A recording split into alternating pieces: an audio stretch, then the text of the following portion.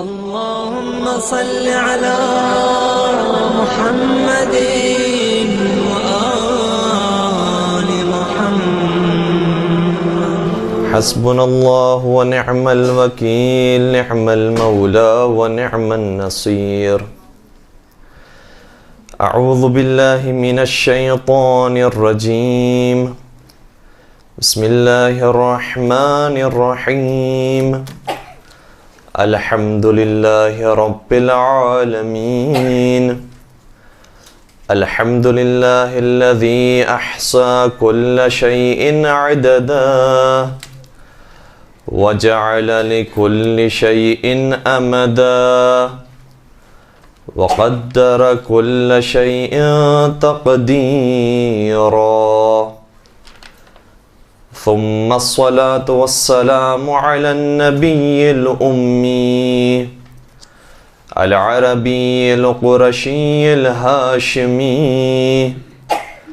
المكي المدني الأبتحي التهامي العبد المؤيد والرسول المسدد المصطفى الأمجد المحمود الأحمد حبيب إله العالمين أبي القاسم محمد.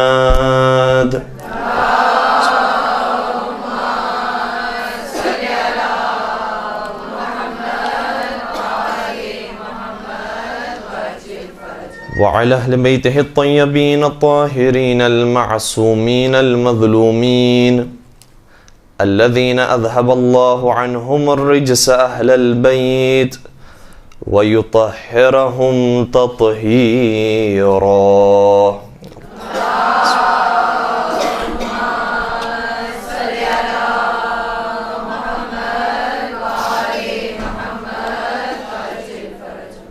ولعنة الله على أعدائهم أجمعين. أما بعد فقد قال الله تبارك وتعالى في محكم كتابه المجيد والفرقان الحكيم. بسم الله الرحمن الرحيم. ولا تصل على أحد منهم مات أبدا ولا تقم على قبره انہم کفروا باللہ ورسولہ وماتوا وهم فاسقون. درود پڑھ دیجئے محمد وآلہ.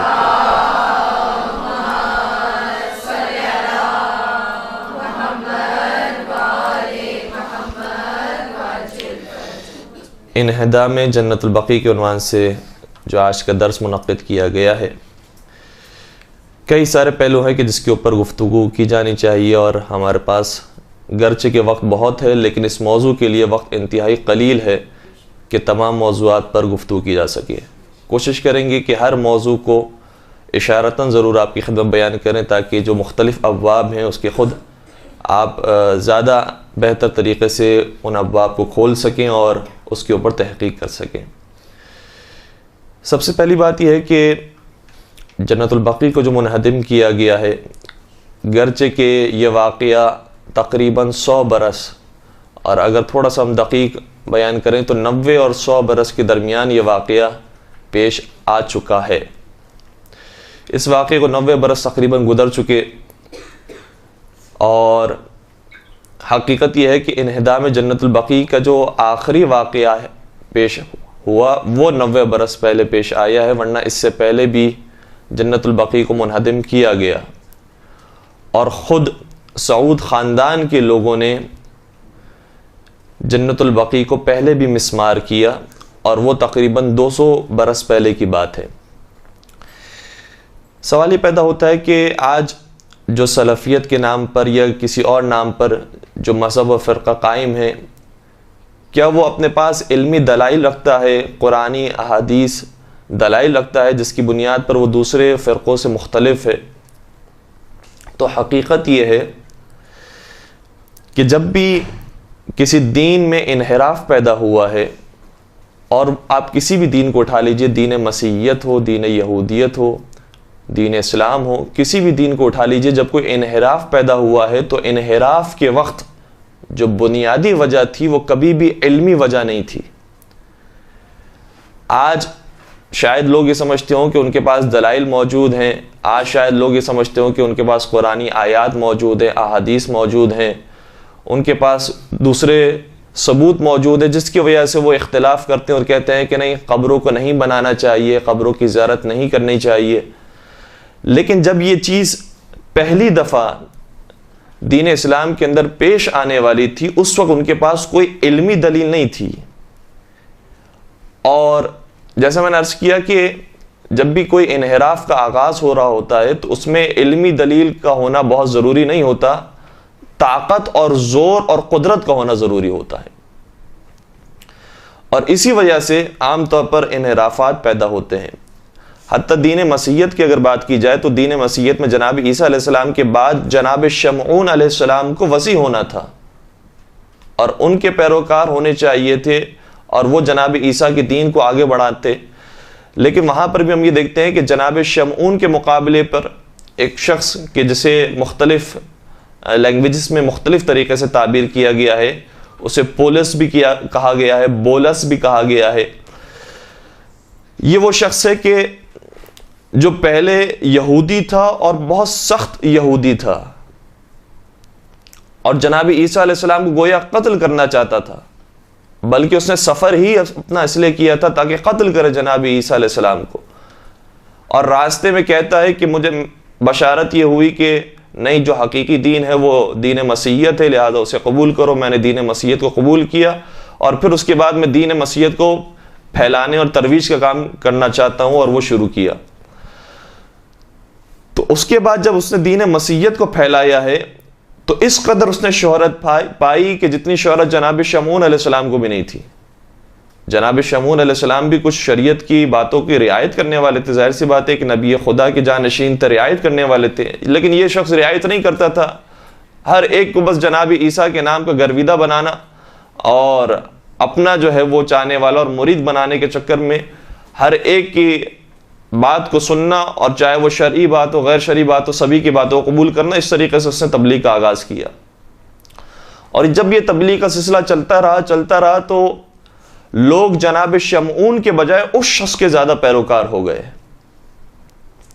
اور جناب شمعون جو جناب عیسیٰ علیہ السلام کو نبی خدا کہتے تھے، خدا نہیں کہتے تھے، ان کی بات لوگوں نے ماننا چھوڑ دی، اور یہ جو پولس یا بولس نام کا جو شخص تھا، مختلف زبانوں کے اندر جو آیا، عبری زبان میں، عربی زبان میں، فارسی زبان میں، اردو زبان میں، اس شخص کے لوگ زیادہ پیروکار ہو گئے، اور یہ کہنا شروع کر دیا اس نے کہ جناب عیسیٰ علیہ السلام در حقیقت انسان ہی نہیں تھے، وہ انسانی شکل میں بھیجے گئے تھے، حقیقت میں وہ خدا کے بیٹے تھے جو لائے گئے تھے۔ اور پھر یہ عقیدہ عیسائیوں کے اندر رواج پانے لگا، جبکہ آج بھی عیسائیوں میں سے ایک گروہ ایسا ہے کہ جو جناب شمعون علیہ السلام کی تعلیمات پر عمل کرتا ہے، لیکن وہ بہت کم تعداد کے اندر ہے اور عام طور پر اس کا تذکرہ نہیں کیا جاتا۔ برنامائی فرقہ وہ کہلایا جاتا ہے۔ تو ہر دین کے اندر انحراف ہوا ہے، لیکن انحراف کی بنیاد یا شہرت تھی یا اقتدار اور قدرت یا مال و دولت۔ دین اسلام کے اندر بھی جب انحراف کا آغاز ہوتا ہے تو اس وقت ان کے پاس کوئی علمی دلائل نہیں تھے کہ ہم جانشین ہیں، کوئی علمی ان کے پاس بات نہیں تھی کہ ہمارے کارنامے اس قدر زیادہ ہیں اور پیغمبر اکرم نے ہمیں بنایا تھا نائب، اس لیے ہم جانشین پیغمبر ہیں۔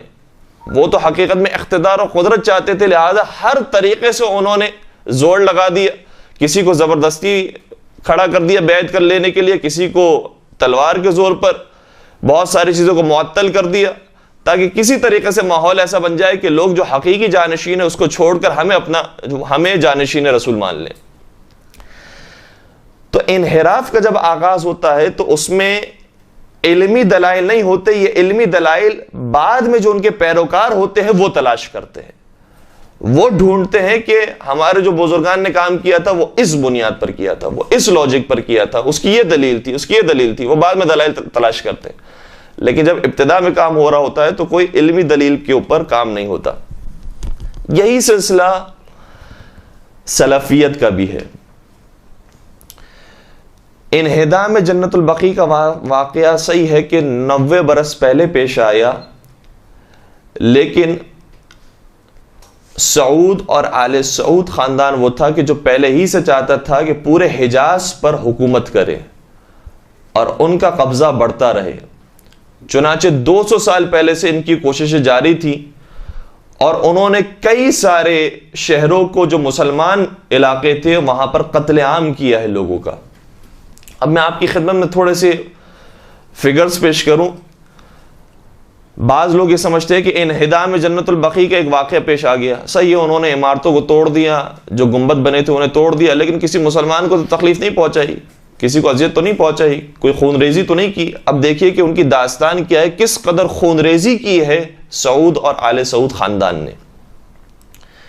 تقریباً 200 بلکہ کہنا چاہیے تقریباً 250 برس پہلے سن 1187 1187 ہجری میں ریاض کے علاقے میں، جو ریاض آج کا کیپٹل ہے سعودی عرب کا، اس علاقے میں انہوں نے 30 سال کے اندر 4000 مسلمانوں کو کم از کم شہید کیا.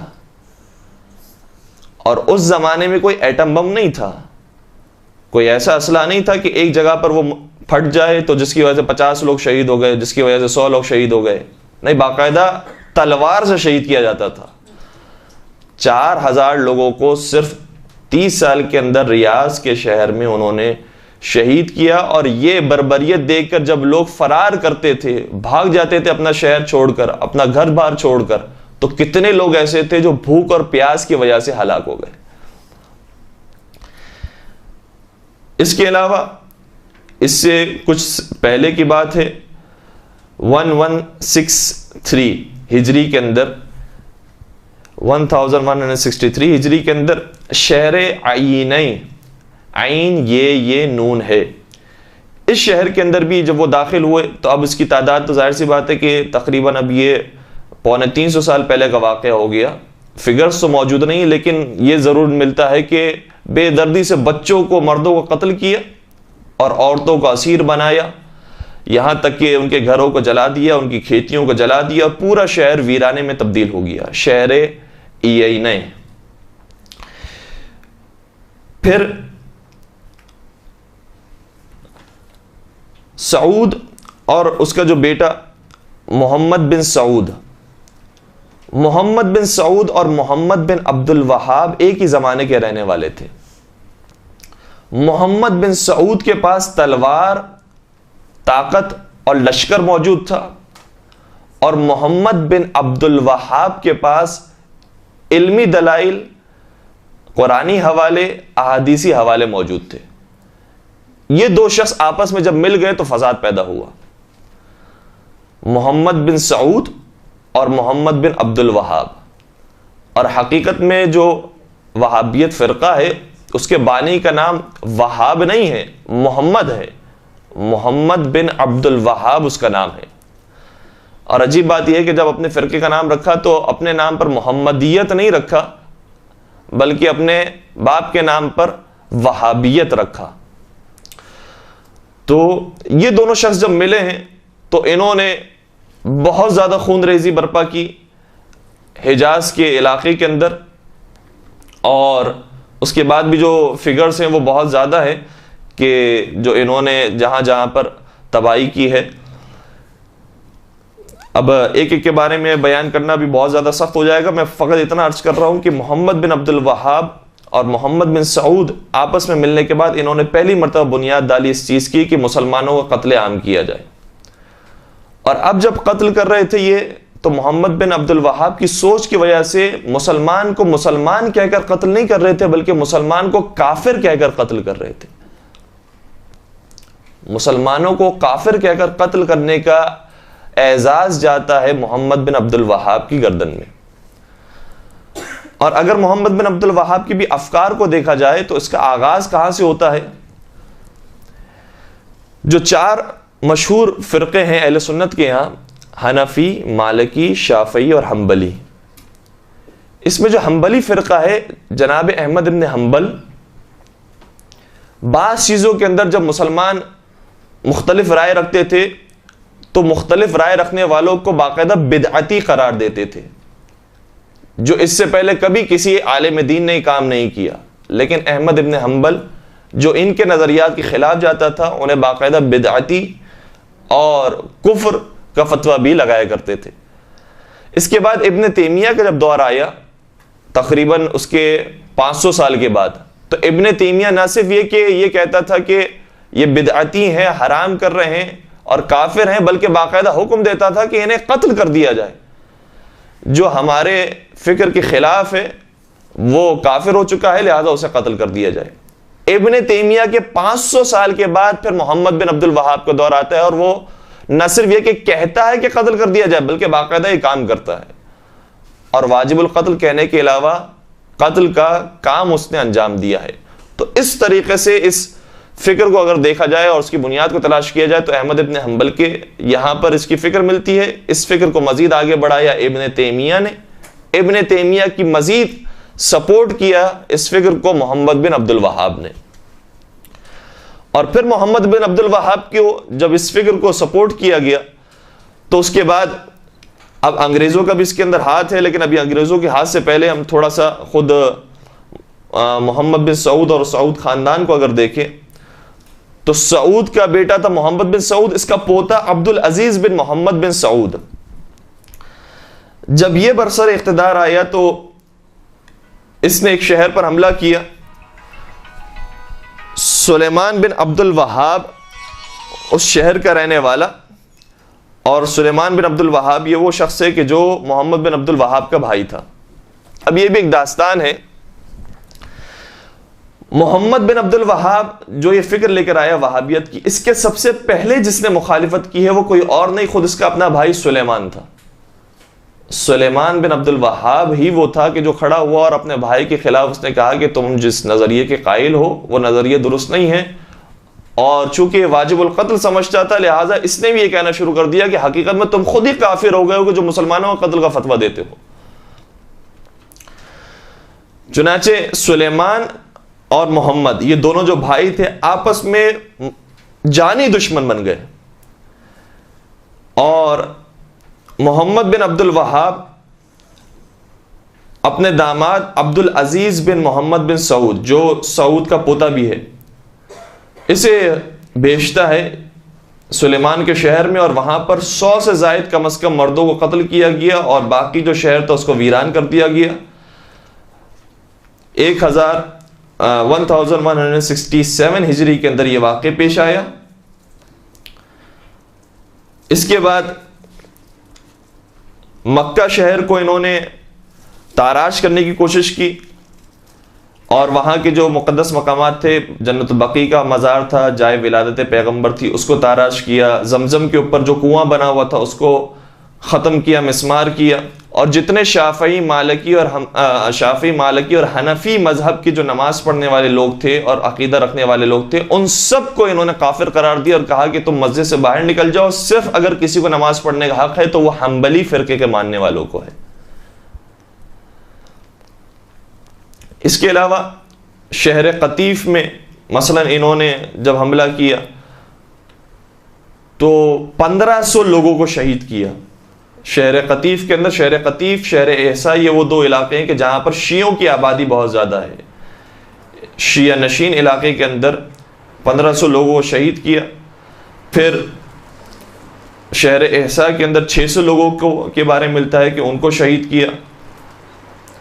اور اس قدر یہ حملے کے اندر شدید ہوتے تھے کہ عورتوں کو جب پتہ چلتا تھا کہ ہمارے شہر میں حملہ ہو گیا، اب ظاہر سی بات ہے کہ حملہ ہوتا تھا پرانے شہر کے اندر تو تلواروں سے مردوں کو قتل کیا جا رہا ہے، بچوں کو قتل کیا جا رہا ہے، آگ لگائی جا رہی ہے. تو یہ منظر دیکھ کر جو حاملہ خواتین ہوتی تھی ان کے حمل کتنے ایسے تھی کہ جن کے ساقط ہو گئے، اور ویسے یہ منظر دیکھ کر کتنے ایسے تھے کہ جو ہلاک ہو گئے. پھر نہ صرف یہ کہ حجاز تک یہ محدود رہے بلکہ کربلا میں بھی انہوں نے حملہ کیا، عراق کا رخ کیا. کربلا میں سن 1216 ہجری کے اندر 1216 ہجری کے اندر انہوں نے جب حملہ کیا تو 4000 کم از کم اور بعض لوگوں نے تعداد لکھی ہے 5,000 8,000 اور یہ تعداد بڑھتے بڑھتے بعض نے لکھی 15,000 لوگوں کو کربلا میں شہید کیا گیا. اور روس کا ایک شخص جو وہاں پر موجود تھا جس نے بعد میں تاریخ لکھی، وہ کہتا ہے کہ باقاعدہ میں نے دیکھا کہ خون کی ندی بہہ رہی تھی، صرف یہ محاورتاً نہیں بلکہ باقاعدہ اس قدر خون بہا کہ باقاعدہ یہ خون کی دھاریں بہہ بہہ کر دریا سے مل رہی تھی. پھر انہوں نے نجف کا رخ کیا اور نجف میں بھی وہاں پر بھی کوشش کی کہ حرم کو میں داخل ہوں، وہاں پر لوگ قتل کریں، مگر نجف کے لوگوں نے مقاومت کی، استقامت کا مظاہرہ کیا اور وہاں پر الحمدللہ یہ داخل نہیں ہو سکے. اب جہاں جہاں یہ پہنچتے تھے، مثلا حجاز میں انہوں نے حملہ کیا، قطیف میں، احساء میں، مکہ میں، مدینہ میں، کربلا میں، جہاں جہاں انہوں نے حملہ کیا، نہ صرف یہ کہ مردوں کو قتل کیا ہے، عورتوں کو اسیر بنایا ہے، بلکہ وہاں کے جو خزانے ہوتے تھے ان کو بھی چراتے تھے. اور حقیقت میں ان کا یہی مقصد تھا، نہ صرف یہ کہ انہیں مردوں کو قتل کرنا ہے، ان سے ہی مطلب نہیں ہے، بلکہ وہاں تک پہنچنا مقصد ہے کہ جس کے بعد وہ دولت حاصل کر سکیں، ہیرے جواہرات حاصل کر سکیں، سونا چاندی لے سکیں، کہ جو لوگ ہدیہ کرتے تھے حرم کو، وہ سارے جواہرات اور خزانوں پر بھی انہوں نے قبضہ کیا اور اس طریقے سے انہوں نے اپنے آپ کو مضبوط کیا مالی اعتبار سے. پھر وہاں سے طائف اور عمان پر بھی حملہ کیا. یہ تقریباً داستان ہے 200 سال پہلے کی، جو سعود اور آل سعود کے خاندان کی داستان ہے. اس کے بعد تقریباً 100 برس کا گیپ آیا ہے. 100 برس کے اس گیپ کے اندر، اور گیپ آنے کی وجہ بھی یہ تھی کہ سلطنت عثمانیہ کا جو امیر تھا طولون پاشا، طوئیں سے طولون پاشا اور محمد علی پاشا، انہوں نے کئی سارے اس فکر کے لوگوں کو قتل کیا، پھانسی چڑھایا اور ان کو تقریباً شکست دے دی، جس کے بعد یہ اس زمانے میں آسانی سے پنپنے نہیں پائے. اب تھوڑا سا ہم دیکھتے ہیں کہ دوبارہ سے یہ فکر کیوں پیدا ہوئی اور آج اس فکر کو اتنا مضبوط ہم کیوں پاتے ہیں، کیوں آج یہ فرقہ اس قدر مقبول ہے کہ شاید بہت سارے سنی تو اسی فرقے کی طرف راغب ہو رہے ہیں. حقیقت یہ ہے کہ جب انگریزوں نے دیکھا کہ اگر ہم اس پوری دنیا پر حکومت قائم کرنا چاہتے ہیں تو ہمیں یا تو جو ہماری فکر کے خلاف ہے اسے قتل کر دیں، ایک یہ طریقہ تھا، یہ طریقہ بھی انہوں نے اپنایا. لیکن ظاہر سی بات ہے کہ پوری دنیا کو قتل تو نہیں کیا جا سکتا، لیکن انہیں مشغول کیا جا سکتا ہے ایسے کام کے اندر کہ یہ آپس ہی کے اندر لڑتے رہیں، مرتے رہیں، کٹتے رہیں اور ہم سکون سے ان کے اوپر حکومت کریں. یہ بہت بہترین طریقہ تھا. چنانچہ انگریزوں نے تقریباً 200 سال پہلے سے لے کر اور یہ 100 سال تک 3 ایسے مذہب کی بنیاد رکھی ہے اسلام کے اندر کہ جس کی پہلے کوئی مثال نہیں ملتی. اب یہاں پر تھوڑی سی میں توجہ چاہوں گا. تو یہ 3 مذہب کون سے تھے کہ جو انہوں نے قائم کیے، اس کو رواج دیا؟ ایک مذہب ہے جس کا نام ہے وہابیت، دوسرا مذہب تھا جس کا نام ہے بہائیت، اور تیسرا مذہب ہے جس کا نام ہے قادیانیت. عجیب بات یہ تھی کہ وہابیت کو جو انہوں نے رواج دیا اس کے لیے ایک علاقہ چنا، بہائیت کے لیے دوسرا علاقہ، قادیانیت کے لیے تیسرا علاقہ، اور تینوں بہت مین علاقے تھے کہ جس کو انگریزوں نے چنا ہے اور انتخاب کیا ہے اور اس کے بعد اس دین کو رواج دیا ہے تاکہ لوگ جتنے گمراہ ہوتے رہیں اور اسی فکر کے اندر رہیں کہ بھئی یہ غلط ہے یا صحیح ہے، اور آپس میں لڑتے مرتے رہیں تاکہ ہم اپنا کام سکون سے کرتے. وہابیت کو جو انہوں نے بنیاد رکھی وہ سعودی عرب کے اندر حجاز کے علاقے میں رکھی. بہائیت کی جو بنیاد رکھی وہ ایران میں رکھی، اور قادیانیت کی بنیاد ہندوستان پاکستان میں رکھی. اور آج بھی آپ دیکھیں رمضان جب گزرا ہے تو قادیانیت کی آواز بلند کرنے والے لوگ آج بھی موجود ہیں. تعجب ہوتا ہے، قادیانیت بہت واضح اسلام سے منحرف یہ عقیدہ رکھنے والے لوگ ہیں، لیکن اس کے باوجود آج بھی ان کی آواز اٹھانے والے لوگ موجود ہیں. اس کا مطلب یہ ہوا کہ ان کو فنڈز آج بھی دیے جاتے ہیں، آج بھی ان کو سپورٹ کیا جاتا ہے. تو وہابیت کی بنیاد رکھی گئی سعودی عرب کے اندر. رکھنے کی بنیاد وجہ کیا تھی؟ اب ہر ایک علاقے کے اندر جس مذہب کو رواج دیا گیا اس کی خاص وجوہات ہیں، اور ہمیں تو ابھی ساری وجوہات نہیں معلوم، لیکن جس زمانے میں انگریزوں نے کام کیا ہوگا یقیناً بغیر سوچے سمجھے تو یہ کام نہیں کیا ہوگا۔ جو وجوہات سمجھ میں آتی ہے وہ یہ ہے کہ حجاز کا علاقہ اہل سنت کا علاقہ تھا اور اہل سنت کی وہاں پر اکثریت تھی، لہذا وہاں پر یہ بنیاد رکھی گئی۔ اس کے علاوہ سعودی عرب کا جو علاقہ ہے وہ ایسی جگہ پر واقع ہے کہ جہاں پر ایشیا اور افریقہ آپس میں ملتے ہیں، افریقہ سے قریب قریب کا علاقہ ہے، لہذا اگر کوئی کام پڑتا ہو سعودی عرب اور یعنی کوئی کام پڑتا ہو ایشیا یا افریقہ کے اندر، تو سعودی عرب وہ بہترین جگہ ہے کہ جہاں سے دونوں طرف سے انسان اپنا کام کروا سکتا ہے۔ تیسری بات یہ کہ حجاز اور سعودی عرب کا علاقہ وہ ہے کہ جہاں پر پیٹرول بہت زیادہ ہے، آئل کے ذخائر بہت زیادہ ہے، بلکہ دنیا کے اندر دوسرے یا تیسرے نمبر پر یہ سعودی عرب ہے کہ جہاں پر پیٹرول کے ذخائر ہیں، اور اگر انسان کو اپنا ملک چلانا ہو اور آج کے انڈسٹریلائز دور کے اندر اس کے لیے پیٹرول اور آئل کی بہت ضرورت ہے، لہٰذا یہ بہترین جگہ ہے یہاں پر سرمایہ کاری کی جائے۔ پھر سعودی عرب کے اندر عربی زبان بولی جاتی ہے، جتنے بھی عرب ممالک ہیں سب پر کنٹرول ہو سکتا ہے اگر سعودی عرب پر کنٹرول ہو جائے۔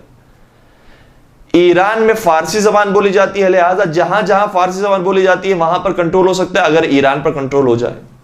ہندوستان میں اردو زبان بولی جاتی ہے، یا پنجابی یا سندھی یا سرائکی یا اس قسم کی زبانیں بولی جاتی ہیں کہ جو اردو سے قریب قریب ہیں، اگر یہاں پر کنٹرول ہو جائے تو جتنی بھی ایسی قوم اور جتنے بھی ایسے زبان رکھنے والے افراد ہیں سب پر کنٹرول ہو سکتا ہے۔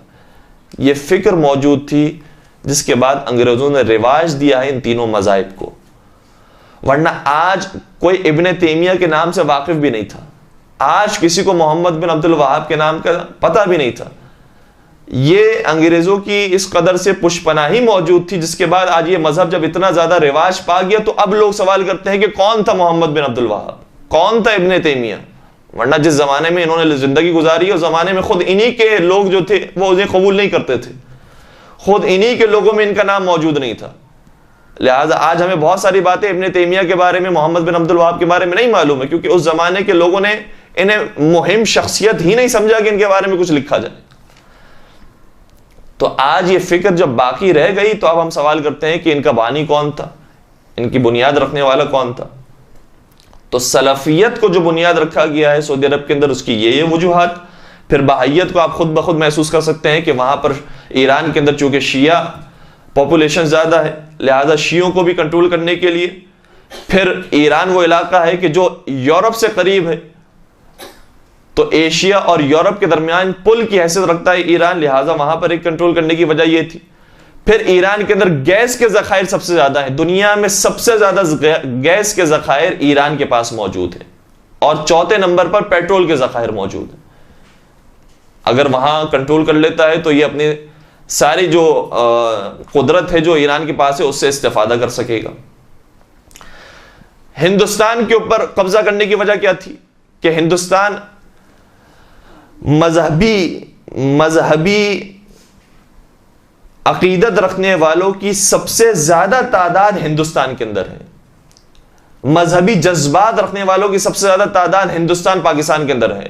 یہاں پر آپ کسی کو بھی اللہ، رسول، صحابہ، اہل بیت کے نام پر جو کام کروانا چاہے کروا سکتے ہیں۔ شدت پسندی ہندوستان پاکستان بر صغیر کے لوگوں کے اندر بہت زیادہ ہے، لہذا اگر یہ ہمارے کنٹرول میں آ جاتے ہیں تو ایک بہت بڑا سرمایہ ہوگا جو ہمارے پاس آ جائے گا۔ انہیں کسی بھی طریقے سے کہیں پر بھی لڑوانا ہو، کسی سے مقابلہ کروانا ہو، کسی کو قتل کروانا ہو، آسانی سے کام ہو سکتا ہے، جو آج ہو رہا ہے۔ آج سب سے زیادہ شاید قتل کرنے والے یہی بر صغیر کے لوگ ہیں کہ جو ایک دوسرے کو قتل کر رہے ہیں۔ اور اس کے علاوہ پھر ہندوستان کے اندر ایسی جڑی بوٹیاں، ایسے نباتات، ایسے پودے، ایسے پھول، ایسے پھل یہاں پر اگتے تھے اور اگتے ہیں کہ جو دنیا میں کہیں نہیں اگتے، لہٰذا اس اعتبار سے بھی یہ زرخیز ملک ہے، اس پر قبضہ اس اعتبار سے بھی کیا جا سکتا ہے، اس کے فوائد بہت زیادہ ہیں۔ تو 3 مختلف علاقوں میں انگریزوں نے باقاعدہ فنڈنگ کر کے، باقاعدہ پیسے دے کر اور ٹھیک ٹھاک پیسے خرچ کر کر یہاں پر ان 3 مذاہب کی بنیاد رکھی۔ اور ظاہر سی بات ہے کہ یہ پیسے عام عوام کو نہیں ملتے، جو حقیقت میں لیڈر ہوتا ہے اس لیڈر کی جیب میں جاتے ہیں۔ چنانچہ آج آپ دیکھیں کہ سعودی عرب کے جو خاندان ہے، شاہی خاندان، وہ پورے مکہ مدینہ، پورے اسلامی حکومت پر ریاست کرنے والا، قدرت رکھنے والا ہے، لیکن اس کے باوجود جب اس کے گھر کی حالت دیکھیں تو آپ کو معلوم ہوگا کہ جیسے یورپ اور امریکہ کے اندر بھی جو صورتحال نہیں ہوتی گھروں کے اندر، وہ ان کے گھروں کے اندر صورتحال ہے، جس کی بات کبھی کبھار کلپس آتی ہیں، کبھی کبھار جن کے گھروں کے بارے میں جو ان کے نوکر، ان کے خادمین ہوتے ہیں، جب انہیں فارغ کیا جاتا ہے تو وہ رپورٹ کرتے ہیں کہ ہم نے ان کے گھروں میں کیا کیا دیکھا ہے۔ تو وہاں پر بھرپور پیسہ خرچ کیا انگریزوں نے، جس کے بعد یہ 3 مذہب رواج پائے۔ پھر اب جو پہلے میں نے عرض کیا کہ محمد بن سعود اور محمد بن عبد الوہاب نے مل کر آغاز کیا بربریت کا، خون ریزی کا، اس کے بعد 100 برس کا ایک گیپ آیا سلطنت عثمانیہ کے امیر کی وجہ سے۔ اس کے بعد اب جب بنیاد رکھی گئی وہابیت کی اور سعودی عرب کی، تو باقاعدہ قانون کی بنیاد پر، اصولوں کی بنیاد پر یہ بنیاد رکھی گئی، اور اس ملک کا باقاعدہ ایک نام تجویز کیا گیا، المملکۃ السعودیۃ العربیہ، یا المملکۃ العربیۃ السعودیہ، المملکۃ العربیۃ السعودیہ، یعنی یہ حکومت ہے عربوں کی اور سعودی خاندان کی۔ وہ جو اپنے آپ کو صرف مسلمان کہتے ہیں، باقی سب کو کافر قرار دیتے ہیں، انہوں نے جب اپنے ملک کی بنیاد رکھی تو اسلام کے نام پر نہیں رکھی، اپنی قوم عرب قوم کی بنیاد پر اور اپنے خاندان سعود خاندان کی بنیاد پر رکھی۔ نام رکھا المملکۃ السعودیۃ، المملکۃ العربیۃ السعودیہ، کہ ہمارے ملک عربی ملک ہے، ہم عجمی ملک سے تعلق نہیں رکھتے، اور اس ملک کا جو سربراہ ہے اور جو لیڈرز ہیں وہ سعود خاندان سے تعلق رکھتے ہیں، ان کا غیر سعود خاندان سے تعلق نہیں ہے۔ باقاعدہ اجارہ داری ان کی خاندان کی شروع ہو گئی سعودی عرب کے اوپر۔ اور پھر ہم دیکھتے ہیں کہ انہوں نے جب جنت البقیع کو مسمار کیا، جنت المالا کے مزارات کو مسمار کیا، دیگر مقامات کو مسمار کیا، تو باقاعدہ قانون کی بنیاد پر اب مسمار کیا۔ اب ایسا نہیں کہ انہوں نے ایک حملہ کر دیا اور ایک ملک، ایک شہر کو تاراج کیا اور خون ریزی کی، اب ایسی کوئی بات نہیں تھی۔ باقاعدہ سکون کے ساتھ، اطمینان کے ساتھ جنت البقیع کے ایک ایک مزار کو انہوں نے مسمار کیا، برابر کیا، اور مکمل طور پر جنت البقیع کے مزار کو اور قبرستان کو ویران کر دیا، جنت المالا کے مزار کو مکمل طور پر ویران کیا۔ اب آپ وہاں پر قبر جا کر دیکھنے کی کوشش کریں گے تو ساری قبریں برابر ہوں گی، کہیں ایسا نہیں ہے کہ کسی کو زیادہ توڑ دیا اور کسی کو کم توڑ دیا، اور ایسی کیفیت ہو کہ جیسے یہاں پر کوئی حملہ ہوا ہے اور حملہ ہونے کے بعد جو بعض قبریں بچ جاتی ہیں، بعض قبریں ٹوٹ جاتی ہیں، ایسی کوئی کیفیت نہیں۔ باقاعدہ بہت سسٹمیٹک کام کیا اور ساری قبروں کو انہوں نے اس طریقے سے برابر کیا۔ اب یہاں سے اب سوال پیدا ہوتا ہے کہ یہ کام انہوں نے کس بنیاد پر کیا، کون سی قرآن کی آیت کہتی ہے، کون سی حدیث کہتی ہے، کون سی تاریخ کے اندر کون سی مفتی نے فتویٰ دیا ہے کہ یہ کام کیا جانا چاہیے۔ اب یہاں سے علمی گفتگو کا آغاز ہوتا ہے۔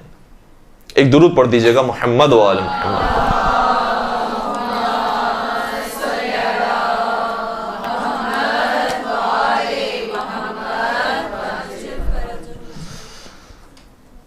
قرآن مجید کی کسی آیت میں یہ حکم نہیں آیا، نہ کافروں کے بارے میں، نہ مشرکوں کے بارے میں، نہ بے دینوں کے بارے میں، کہ ان کی جہاں قبر دیکھو، ان کا جہاں گنبد دیکھو، ان کی جہاں عمارت دیکھو، اس کو گرا دو، مسمار کر دو۔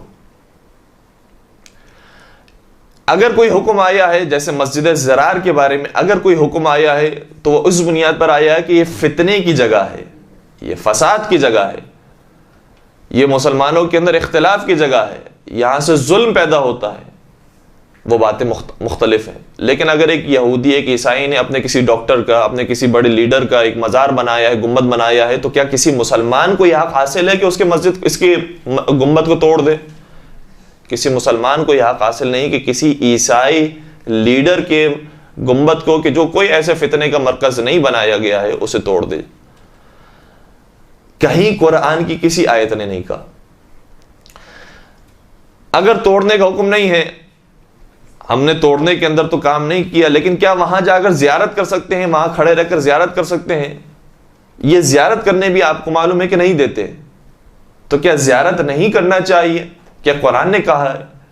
قرآن مجید کی ایک آیت ہے، لیکن اس آیت کو سابقے اور لاحقی کے ساتھ دیکھا جائے تو سمجھ میں آئے گا کہ اس کا حکم کیا ہے۔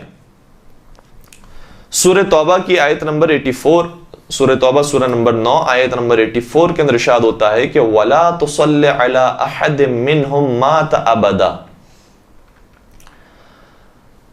اے رسول آپ نماز جنازہ نہ پڑھائیں، یا نماز جنازہ کے معنوں میں صلاۃ سے نکلا، اور صلاۃ کے دو معنی ہوتے ہیں، ایک نماز کے معنی، ایک دعا کے معنی۔ آپ ان کے لیے دعا نہ کریں کہ جو مر گئے ہیں، آپ ان کے لیے نماز جنازہ نہ پڑھائیں کہ جو مر گئے ہیں، کبھی بھی آپ یہ کام نہ کریں، ابدا۔ وَلَا تَقُمْ عَلَىٰ قَبْرِهِ، اور نہ ان کی قبر کے اوپر آپ کھڑے رہیں، ان کی قبر کے پاس کھڑے رہنا بھی مناسب نہیں ہے، لہذا وہاں پر کھڑے بھی نہ رہیں۔ لیکن یہ کس کے بارے میں کہا جا رہا ہے؟ کس کی قبروں کے بارے میں کہا جا رہا ہے کہ آپ کھڑے نہ رہیں، ان کے اوپر نماز جنازہ نہ پڑھیں، ان کے لیے دعائیں مغفرت نہ کریں۔ انہم کفروا باللہ ورسولہ، وہ لوگ کہ جنہوں نے اللہ کا کفر اختیار کیا اور رسول اللہ کا کفر اختیار کیا۔ مجھے بتائیے کہ کیا کبھی مولا متقیان نے، مولا حسن نے، مولا حسین نے نعوذ باللہ کفر خدا، کفر رسول خدا اختیار کیا؟ جب ہم جاتے ہیں ان کی زیارت کرنے کے لیے تو کہتے ہیں کہ السلام علیک یا حجت اللہ، اے اللہ کی حجت آپ پر ہمارا سلام ہو، اللہ کی حجت ہیں آپ، اللہ کا انکار کرنے والے نہیں ہیں، رسول خدا کا انکار کرنے والے نہیں ہیں، بلکہ اللہ کے بھیجے ہوئے ہیں۔ السلام علیک یا ثار اللہ، السلام علیک یا ولی اللہ، اس طریقے سے ہم سلام کرتے ہیں۔ تو یہ جو اللہ کے پوری زندگی اللہ کے نمائندے تھے اور توحید کا پیغام عام کرنے والے تھے، ان کی قبروں پر اگر کوئی کھڑا رہتا ہے اور دعائیں مغفرت کرتا ہے یا نماز جنازہ پڑھتا ہے ان کی قبر کے پاس جا کر، یا کھڑا رہتا ہے اس قصے کے یہ ایک محترم جگہ ہے، تو پھر قرآن مجید نے حکم نہیں دیا کہ کوئی غلط کام کیا جا رہا ہے یا حرام کا کام کیا جا رہا ہے، بلکہ خود اس آیت سے ثابت ہوتا ہے کہ صرف اس وقت یہ حرام کام اور گناہ کا کام ہوگا کہ جب انسان ایسے لوگوں کے قبروں کے پاس جا کر دعائیں مغفرت کرے، ان کی قبروں کے پاس احترام کے ساتھ کھڑا رہے کہ جو کافر ہو گئے ہیں۔ اور ظاہر سی بات ہے کہ کافروں کا کوئی مکہ مدینہ سے کوئی تعلق نہیں کہ جن کے قبرستان کو بنایا گیا اور پھر انہوں نے مسمار کیا۔ اور پھر قرآن آگے کہہ رہا ہے وَمَاتُوا وَهُمْ فَاسِقُونَ، اور یہ مر گئے جبکہ یہ فسق و فجور کے ساتھ زندگی گزارنے والے تھے اور فسق و فجور کے ساتھ دنیا سے رخصت ہوئے۔ کون لوگ؟ کہ جو کفر کرتے تھے اللہ کا اور رسول کا۔ تو قرآن مجید کی آیت یہ بیان نہیں کر رہی، بلکہ عجیب بات یہ ہے کہ قرآن مجید میں ایسے لوگوں کو کہ جو ساری زندگی خدا کا پیغام، رسول خدا کا پیغام عام کرنے والے، تو ان کو احترام کرنے کا حکم دیا گیا ہے، اور کئی ساری آیتیں اس سلسلے کے اندر آئی ہیں۔ سورہ مائدہ کی آیت نمبر 2 کے اندر ارشاد ہو رہا ہے یا ایھا الذین آمنوا لا تحلوا شعائر اللہ، اے صاحبان ایمان شاعر اللہ کی بے احترامی نہ کرو۔ شاعر اللہ سے کیا مراد ہے؟ شاعر اللہ یعنی وہ لوگ، وہ ہستیاں کہ جنہیں ہم دیکھتے ہیں، جن کی زیارت کرتے ہیں تو اللہ یاد آتا ہے، اور یہ تو وہ ہیں کہ جن کو زندگی میں کہا جاتا تھا کرم اللہ وجہہ، اے علی آپ کے چہرے کو دیکھتے ہیں تو ہمیں خدا یاد آتا ہے۔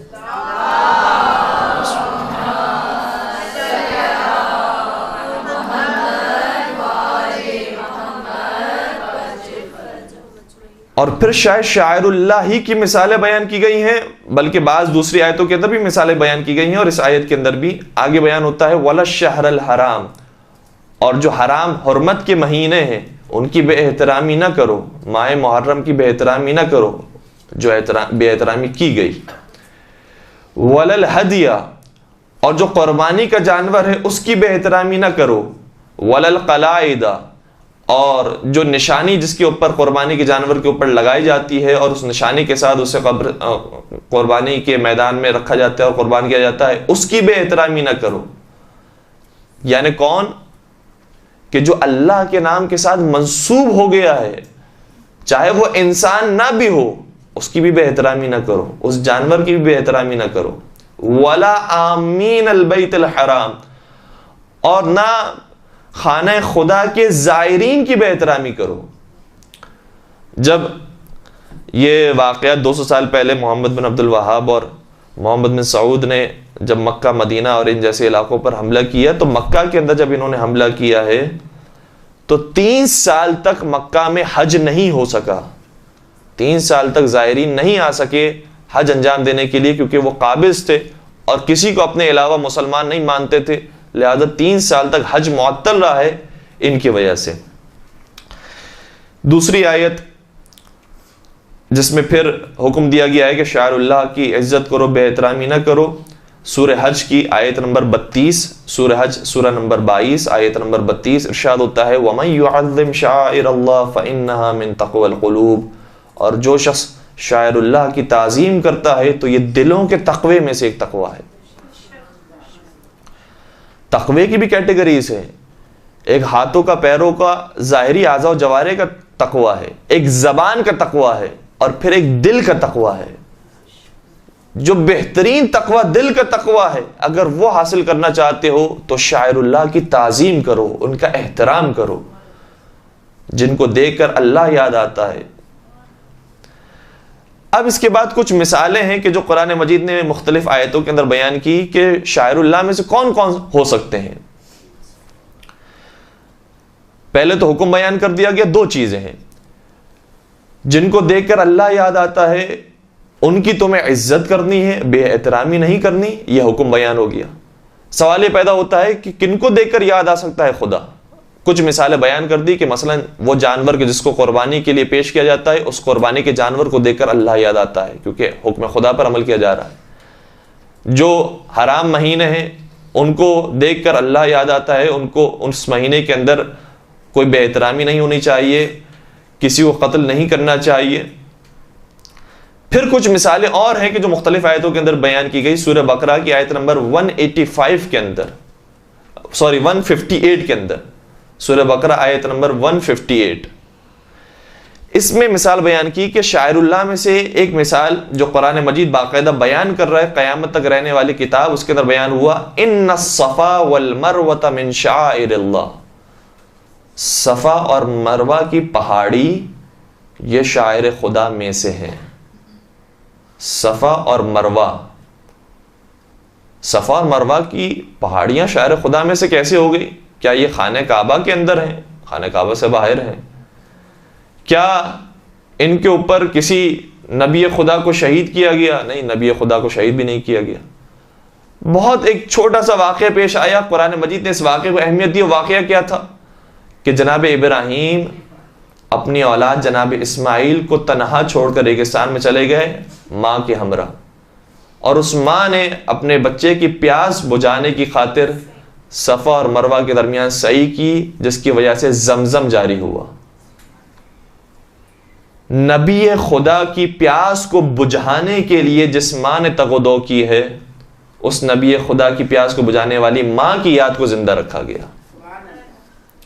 اور وہ نبی خدا کی جس کے نواسے کو 3 دن کا بھوکا پیاسا شہید کر دیا گیا، اس کی یاد کو کیا ہم زندہ نہ رکھیں؟ اس کے جو مقامات ہیں اس کی زیارت نہ کریں؟ کیا وہ شاعر خدا میں سے نہیں ہوگا جس کی پیاس بجھانے کے لیے اس ماں نے صفا اور مروہ کے درمیان سعی کی اور تغدو کی، جس کے بعد پیاس بجھ گئی؟ وہ شاعر خدا میں سے ہے. اور وہ 3 دن کا بھوکا پیاسا خدا کی راہ میں قربان کر دیا گیا، کیا وہ شاعر خدا میں سے نہیں ہوگا؟ اور یہاں پر یہ بیان کیا گیا ہے، ایک بہت خوبصورت لفظ استعمال ہوا قرآن مجید کے اندر، ان الصفا والمروۃ من شعائر اللہ. یہ نہیں کہا گیا ان الصفا والمروۃ شعائر اللہ، من کا لفظ استعمال کیا گیا. من کا مطلب یہ ہے کہ کچھ مثالیں ہم دے رہے ہیں شاعر خدا میں سے. صفا اور مروہ ان مثالوں میں سے ایک مثال ہے. اگر من کا لفظ استعمال نہیں کیا گیا ہوتا تو کیا ترجمہ ہوتا کہ صفا اور مروہ شاعر خدا ہیں. اس کا مطلب ممکن ہے کہ شاید دوسرے شاعر خدا نہ ہو، لیکن من کا لفظ استعمال کیا گیا، اس کا مطلب یہ ہوا کہ یہ شاعر خدا میں سے کچھ ہیں، یہ بعض مثالیں ہیں شاعر خدا کی. پھر ایک اور مقام پر جب ایک اور مثال بیان کی گئی شاعر خدا کی، تو وہاں پر بھی لفظ من استعمال ہوا ہے. سورہ حج کی آیت نمبر 36 ارشاد ہوتا ہے وَالْبُدْنَ جَعَلْنَاهَا لَكُم مِّن شَعَائِرِ اللَّهِ، اور وہ قربانی کا اونٹ کہ جسے تم لے کر جاتے ہو اسے ہم نے قرار دیا ہے تمہارے لیے شعائر اللہ میں سے. کس کو قرار دیا گیا ہے؟ اس اونٹ کو جس کو قربان کرنے کے لیے لے کر جاتے ہو. اور وہ انسان کے جو قربان ہوگی اللہ کے لیے، کیا وہ شاعر خدا میں سے نہیں ہوگا؟ لَكُمْ فِيهَا خَيْرٌ، شاعر اللہ میں تمہارے لیے خیر موجود ہے. تو اب واضح ہو گیا کہ علمی اعتبار سے اگر گفتگو کی جائے، قرآنی اعتبار سے اگر گفتگو کی جائے، تو کوئی دلیل، کوئی بات ایسی نہیں آتی قرآن مجید کی روشنی کے اندر کہ ہم ان قبروں کی زیارت نہ کریں، ان قبروں کا احترام نہ کریں، بلکہ بار بار یہ حکم دیا گیا ان کی تعظیم کی جائے، ان کا احترام کیا جائے، ان کو دیکھ کر خدا یاد آتا ہے. بلکہ اب ہماری کتاب کے اندر اور ہماری کتابوں کے اندر تو کئی مقامات پر اس کے فضائل بیان کیے گئے ہیں، اور چلے اب اس موضوع کو اگر ہم زیادہ کھولیں گے تو بہت وقت نکل جائے گا، کہ نہ صرف یہ حکم دیا گیا کہ ان کی زیارت کرو، بلکہ یہ کہا گیا کہ ان کی اگر کوئی زیارت کرتا ہے تو کبھی کہا گیا کہ 70 حج کے برابر ہے، کبھی کہا گیا 70 عمرے کے برابر ہے، کبھی کہا گیا 70 مرتبہ جہاد کرنے سے افضل ہے. اور کوئی اگر ان کی تعمیر میں حصہ لیتا ہے تو کہا گیا کہ جیسے جناب سلیمان نے بیت المقدس بنایا تھا، گویا اس کا مدد کرنے والا یہ وہ شخص قرار پائے گا کہ جو ان قبروں کو بناتا.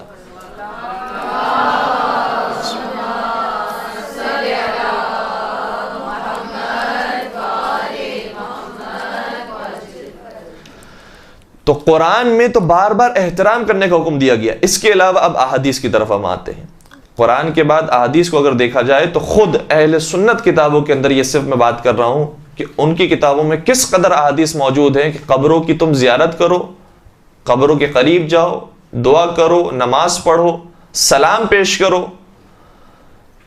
چند ایک روایتیں آپ کی خدمت میں عرض کر رہا ہوں. ایک جگہ پر ارشاد فرمایا پیغمبر اکرم ختم مرتبہ حضرت محمد مصطفیٰ صلی اللہ علیہ وسلم ارشاد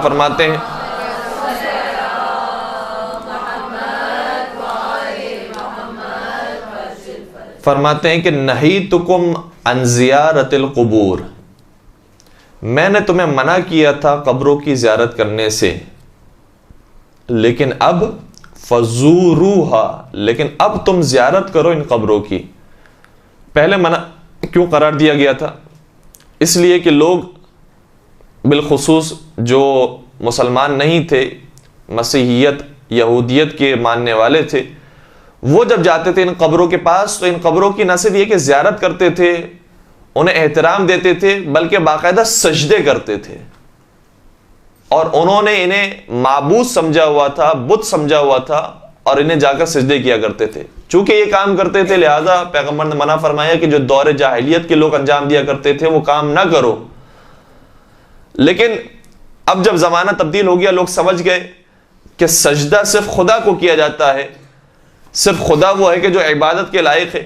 البتہ وہ کہ جس نے اپنی جان خدا کی راہ میں قربان کی ہے، مومنین ہے، صالحین ہے، شہداء ہیں، ان کی قدردانی کرنے کے لیے اب اگر کوئی شخص زیارت کرتا ہے تو اس کے اندر کوئی مذائقہ نہیں ہے. لہٰذا پیغمبر شاہ فرماتے ہیں فزوروہا، تم اس کی زیارت کرو، فإنہا تذکرکم الموت، کیونکہ یہ تمہیں موت کی یاد دلاتا ہے. زیارت کے بہت سارے فوائد میں سے ایک یہ بھی ہے کہ انسان کو زیارت جب انسان کرتا ہے تو معلوم ہوتا ہے، ظاہر سی بات ہے، قبرستان میں اگر کسی ولی خدا کی قبر نہیں ہے، کسی نبی خدا کی قبر نہیں ہے، کسی ایک عام سی قبر پر جاتا ہے تو ایک تصور یہ ہوتا ہے کہ آج یہ سویا ہوا ہے، کل مجھے بھی سونا ہے اسی قبر کے اندر، کل مجھے بھی مرنا ہے. تو موت کی یاد، قبر کی یاد، آخرت کی یاد قبرستان میں جانے سے پیدا ہوتی ہے. لیکن اگر کسی ولی خدا کی قبر پر گیا ہے، کسی نبی خدا کی قبر پر گیا ہے، تو نہ صرف یہ کہ موت کی یاد پیدا ہوتی ہے بلکہ اس شخص کی قدردانی بھی ہوتی ہے. لوگ کہتے ہیں کہ قبر پر جا کر لوگ قبر پرستی کرتے ہیں. قبر پرستی نہیں کرتے، قدردانی کرتے ہیں. لوگ قبر پرستی نہیں کرتے، حق پرستی کرتے ہیں. لوگ قبر پرستی نہیں کرتے، خدا ترسی کے اندر مبتلا ہوتے ہیں. لہذا قبروں کی طرف جانے سے انسان کو یہ سارے فوائد ہیں کہ جو حاصل ہوتے ہیں. اور نہ صرف یہ کہ موت کی یاد آتی ہے بلکہ وہ افراد کی جو اس دنیا سے رخصت ہو گئے ہیں اور انہوں نے خدا کی راہ میں زندگی گزاری ہے ان کی قدردانی ہوتی ہے۔ اس کے علاوہ بھی اب کئی ساری روایتیں ہیں کہ جو یہاں پر میں نے ذکر کی تھی، لیکن اگر اسے پڑھا جائے گا تو کافی وقت گزر جائے گا۔ جو روایات کے اندر ذکر ہوا وہ آپ کی خدمت میں نے عرض کر دیا کہ اس کا کس قدر ثواب ہماری روایتوں کے اندر بھی موجود ہے اور پھر اہل سنت کتابوں کے اندر بھی موجود ہے۔ باقاعدہ یہ روایت موجود ہے کہ ایک رات پیغمبر جناب عائشہ کی حجرے سے باہر نکلتے ہیں اور جناب عائشہ کو یہ گمان ہوا کہ کسی اور کے حجرے میں داخل ہونے کے لیے گئے ہیں پیغمبر، لہذا وہ بھی پیچھے پیچھے چلنے لگی۔ دیکھا کہ پیغمبر مدینہ چھوڑ کر جنت البقیع کی طرف چلے گئے، اور جب جنت البقیع سے واپس پلٹنے لگے تو جناب عائشہ دوڑتے دوڑتے اپنے حجرے میں واپس آ کر لیٹ گئیں، لیکن چونکہ ان کی سانسوں کی آواز بلند تھی پیغمبر سمجھ گئے کہ جناب عائشہ یہ ان کے پیچھے پیچھے آئی تھی۔ سوال کرتے ہیں کہ کیوں تم میرے پیچھے آئی تھی؟ اس کی پوری داستان انہوں نے بیان کی۔ پھر پیغمبر نے بیان فرمایا کہ اے عائشہ تم بھی جنت البقیع جایا کرو اور قبروں کی زیارت کیا کرو۔ اور پھر جناب عائشہ سوال کرتی ہیں کہ میں جب زیارت پر جاؤں تو کیا کروں، کیا کہوں؟ تو باقاعدہ سلام سکھایا گیا کہ قبروں کی طرف جاؤ تو اس طریقے سے سلام پیش کرو، اور وہ پھر مختلف روایتوں کے اندر مختلف انداز سے موجود ہے۔ مثال کے طور پر ایک روایت کے اندر یہ موجود ہے کہ کہو السلام علی اہل القبور۔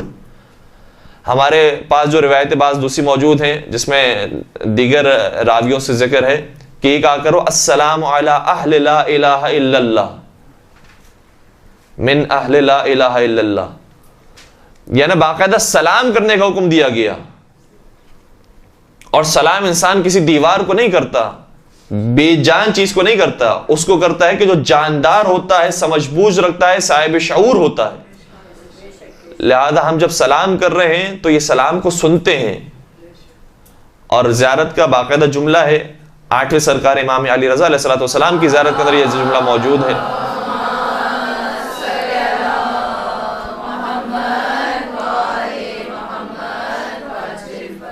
کہ مولا جب ہم آپ کو سلام کرتے ہیں تو تردون سلامی، آپ جواب سلام دیتے ہیں، لیکن ہمارے کان اور آپ کے آواز کے درمیان پروردگار نے ایک پردہ حائل کر دیا ہے جس کی وجہ سے ہم ان آوازوں کو سن نہیں سکتے۔ تو نہ صرف یہ کہ ولی خدا، نبی خدا، بلکہ ایک عام مومن کو بھی اگر جو قبر میں چلا گیا ہے اس کو بھی سلام کیا جائے تو وہاں سے جواب سلام آتا ہے۔ اسی لیے پیغمبر اکرم نے بیان فرمایا اے عائشہ جب قبرستان جایا کرو تو اہل قبر کو سلام کرو۔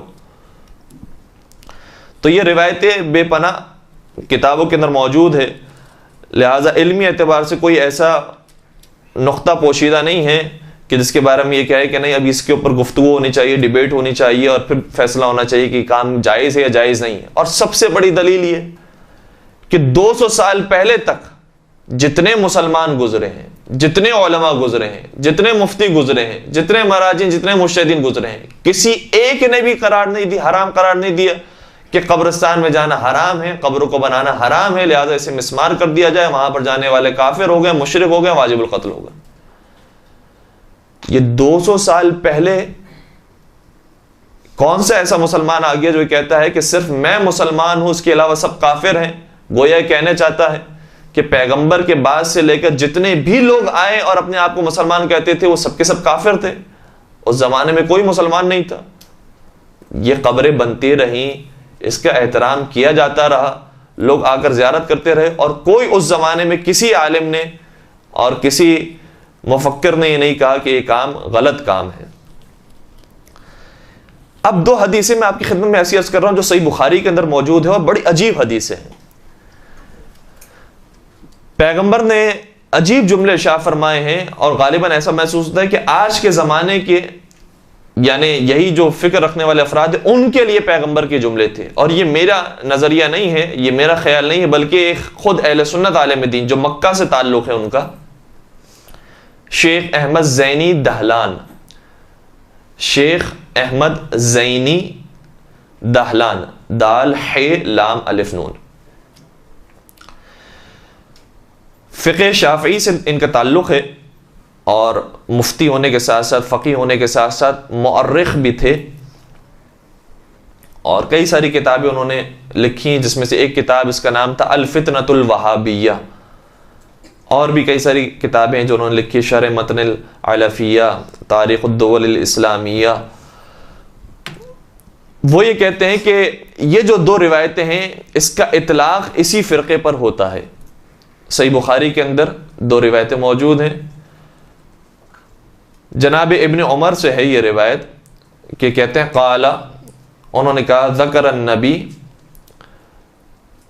نبی نے فرمایا اللہم بارک لنا فی شامنا، پروردگارہ ہمارے لیے شام کے اندر برکت عطا فرما۔ پھر فرمایا اللہم بارک لنا فی یمننا، اور یمن میں ہمارے لیے برکت عطا فرما۔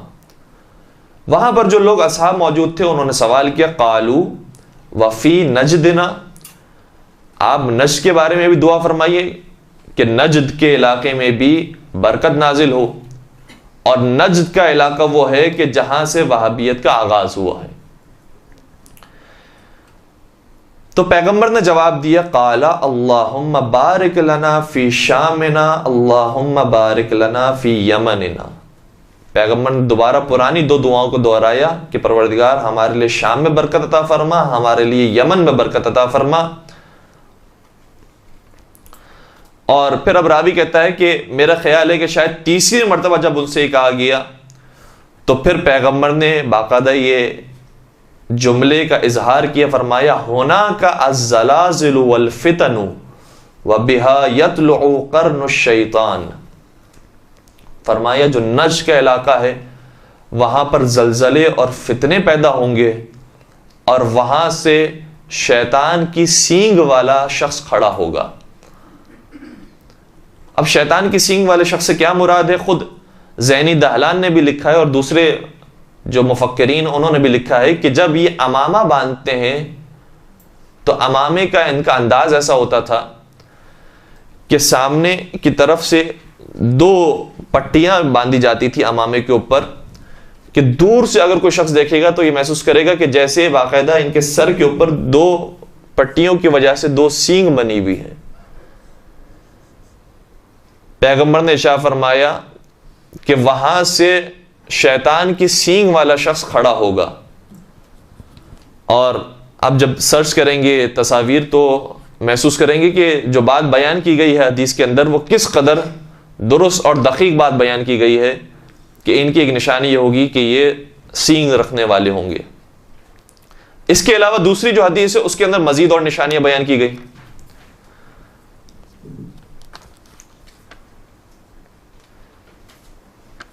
یہ حدیث بھی صحیح بخاری کے اندر موجود ہے۔ حدیث کا جملہ یہ ہے کہ عن ابی سعید الخدری، ابو سعید خدری سے یہ روایت ہے، عن النبی صلی اللہ علیہ وسلم، اللہم صلی علی محمد و محمد وجل فرجہ۔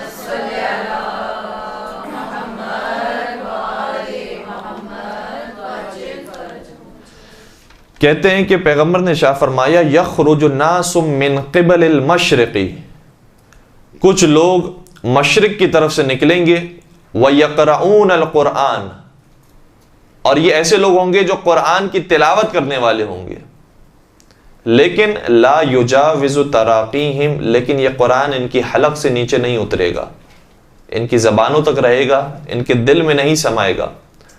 یمرقون من الدین کما یمرق السہم من الرمیہ، اور یہ دین سے ایسے خارج ہو جائیں گے کہ جیسے تیر سے کمان نکل جاتا، کمان سے تیر خارج ہو جاتا ہے۔ ثم لا یعودون فیہ، اور یہ دوبارہ دین کی طرف نہیں پلٹیں گے، حتی یعود السہم الی فوتہ، جس طریقے سے کمان کی طرف دوبارہ تیر نہیں آتا۔ پھر سوال کیا گیا پیغمبر اکرم سے کہ مزید ان کی کوئی نشانی بتائیں، ما سیماہم، ان کے چہرے کیسے ہوں گے؟ پیغمبر نے ارشاد فرمایا قال سیماہم التحلیق، ان کے چہرے ایسے ہوں گے کہ یہ اپنے سر کو منڈوانے والے ہوں گے، یہ حلق کروانے والے ہوں گے، اور آج جو اکثر ان کے پیروکار ہیں ان کی شکلیں آپ دیکھیں گے تو اس قسم کی ہوتی ہے کہ اپنے سر کو منڈواتے ہیں، اور یہ کام باقاعدہ محمد بن عبد الوہاب نے کروایا. نہ صرف یہ کہ مردوں کو حکم دیا بلکہ خاتون کے ساتھ اس نے کام کیا، کہا کہ اس کے سر کو بھی منڈوایا جائے. اور جب اس کے سر کو منڈوایا گیا تو اس عورت کا جملہ یہ تھا کہ تم نے ہماری زینت کو ختم کیا ہے، تمہاری زینت پروردگار نے ریش قرار دی ہے، داڑھی قرار دی ہے، لہذا تمہیں بھی چاہیے کہ تم اس زینت کو اپنی ختم کرو. تم نے ہماری زینت کو ختم کیا ہے، تم اپنی زینت کو بھی ختم کرو. اس روایت کا پھر جملہ یہ ہے کہ پیغمبر نے فرمایا کہ یہ حلق کرنے والے ہوں گے، او قال التسبید. بعض اس کے اندر یہ بیان کرتے ہیں کہ اس سے مراد یہ ہے کہ یا یہ حلق کروانے والے ہوں گے یا اپنے مونچھوں کو تراشنے والے اور کاٹنے والے ہوں گے، اور یہ صفات بھی ان کے اندر زیادہ پائی جاتی ہے. تو یہ وہ علامتیں ہیں کہ جو ان کے بارے میں پہلے سے ہی ذکر کی جا چکی تھی کہ یہ اس قسم کے لوگ ہوں گے. آخری چند باتیں میں عرض کر رہا ہوں اب ایک دوسرے ٹاپک کی طرف. ہم نے بات کا آغاز کیا کہ وہابیت کا آغاز کیسے ہوا، سلفیت کا آغاز کیسے ہوا، انہوں نے کس کس قسم سے کام انجام دیے، نہ صرف کہ جنت البقیع کو، مزارات کو مسمار کیا، بلکہ اس کے علاوہ کئی سارے مظالم جو انہوں نے ڈھائے. پھر ان کے پاس کوئی علمی دلیل، کوئی قرآنی دلیل نہیں تھی، بلکہ قرآن اور حدیث ان کے خلاف بیان کر رہی ہے.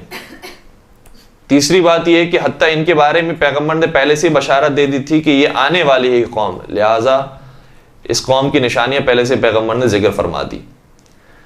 اب ان کا مقابلہ، ان کے ساتھ گفتگو، ان کے ساتھ مذاکرہ، ان کے ساتھ مناظرہ، ان کے ساتھ مکالمہ کیسے کیا جائے، اس کے بارے میں ویسے تو قرآن مجید کی آیت یہ ہے کہ ادعو الی سبیل ربک بالحکمۃ والموعظۃ الحسنہ وجادلہم باللتی ہی احسن، کہ لوگوں کو حکمت کے ساتھ، اچھی نصیحت کے ساتھ اور اچھے مجادلے کے ساتھ اور اچھے مذاکرے کے ساتھ دین کی طرف لے کر آؤ.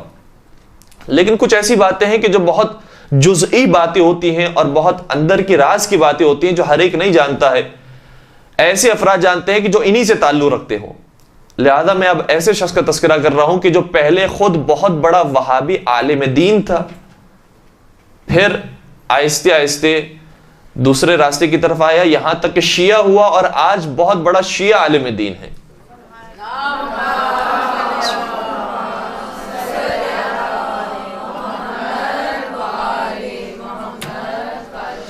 ان کا نام ہے ڈاکٹر عصام علی یحییٰ العماد، یا انہیں ڈاکٹر عماد بھی اگر آپ سرچ کریں تو ان کے بارے میں آپ جان سکیں گے کہ یہ کون سی شخصیت رکھتے ہیں. ڈاکٹر عصام العماد بھی انہیں کہا جاتا ہے، ڈاکٹر عصام العماد.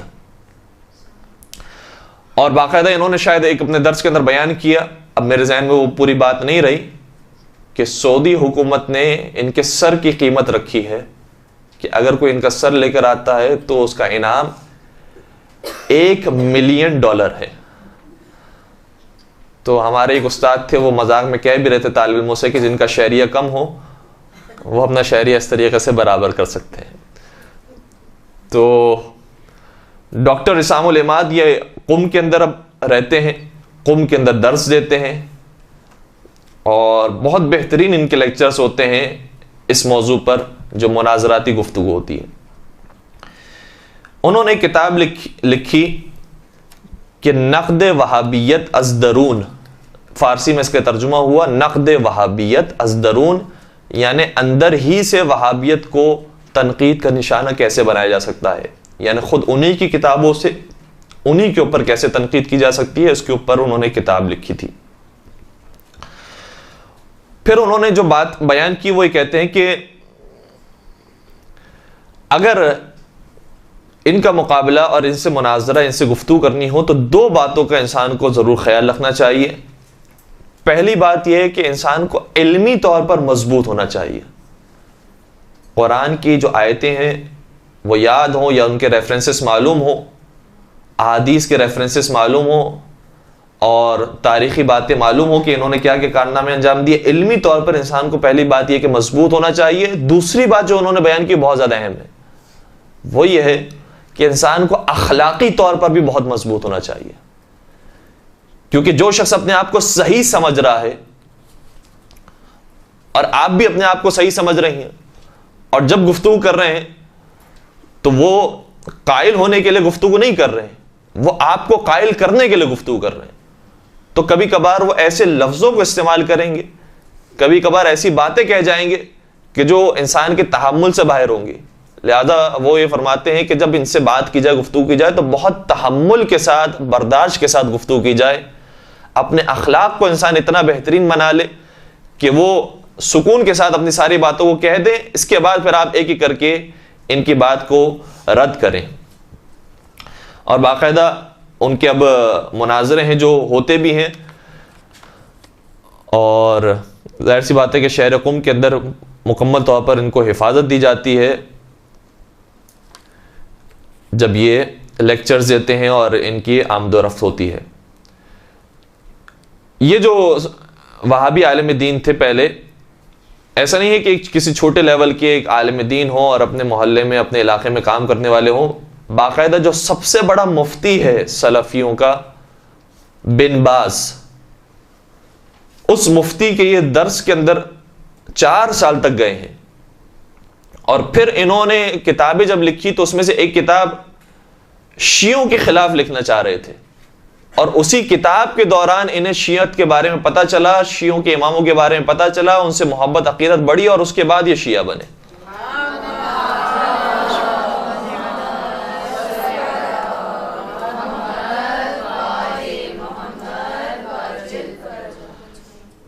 کتاب کا نام جو لکھنا چاہ رہے تھے اس کا نام بھی انہوں نے ذکر کیا ہے اپنی کتاب کے اندر. وہ کہتے ہیں کہ میں جو کتاب لکھنے والا تھا لکھ بھی چکا تھا, البتہ وہ چھپ نہیں سکی, اور اس سے پہلے جب مجھے اندازہ ہو گیا تو میں نے اسے منع کر دیا چھاپنے کے لیے. اس کتاب کا نام تھا الصلۃ بین الاثنی عشریہ و فرق الغلات, یعنی تعلق کیا ہے شیعہ اثنا عشری کے درمیان اور غالی فرقوں کے درمیان.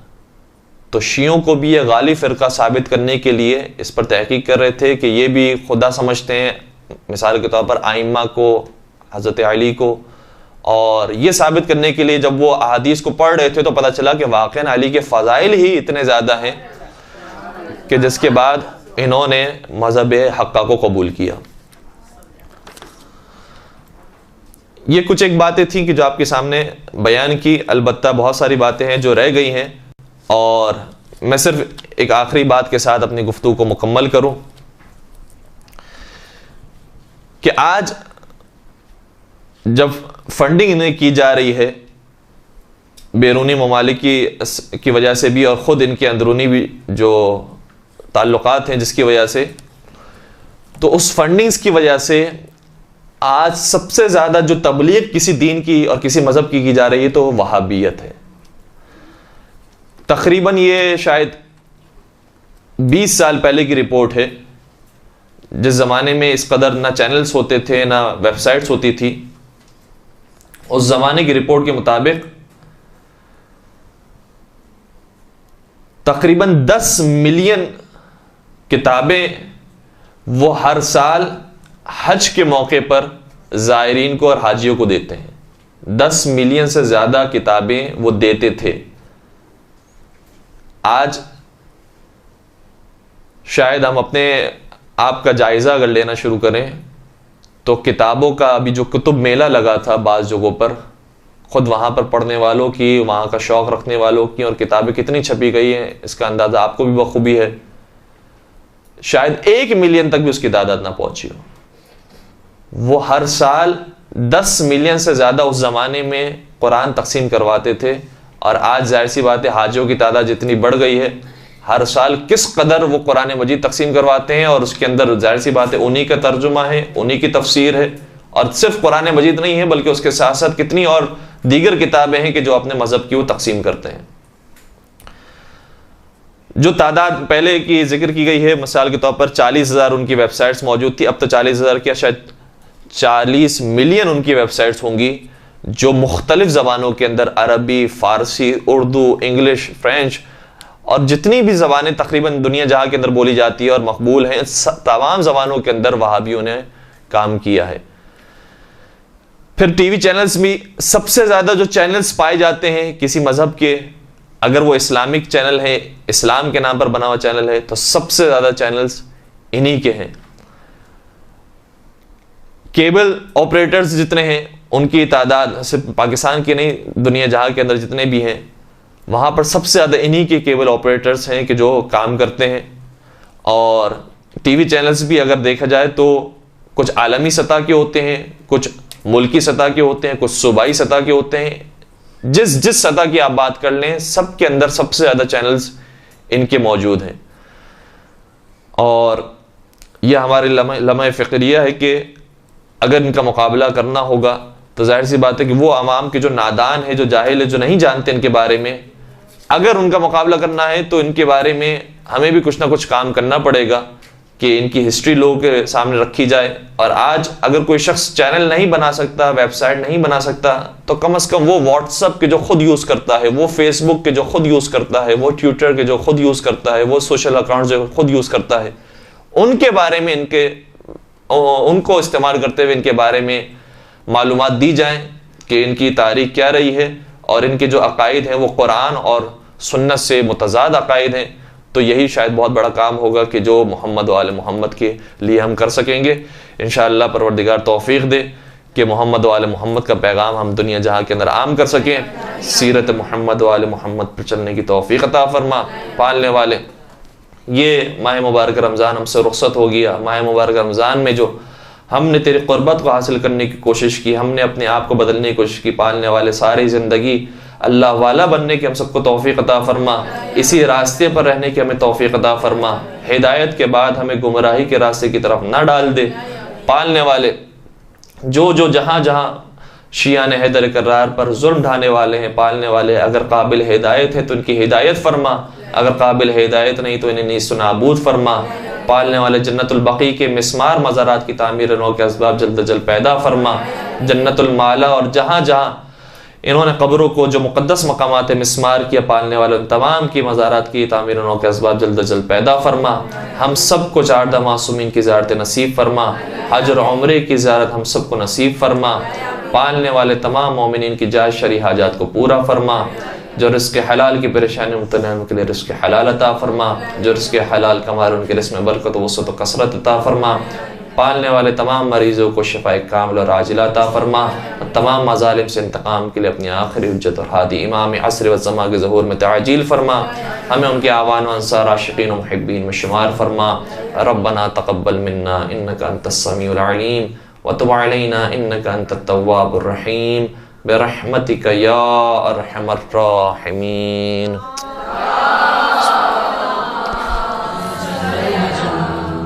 اللجل اللجل يا مولا اللجل اللجل اللجل اللجل اللجل اللجل اللجل يا صاحب السماء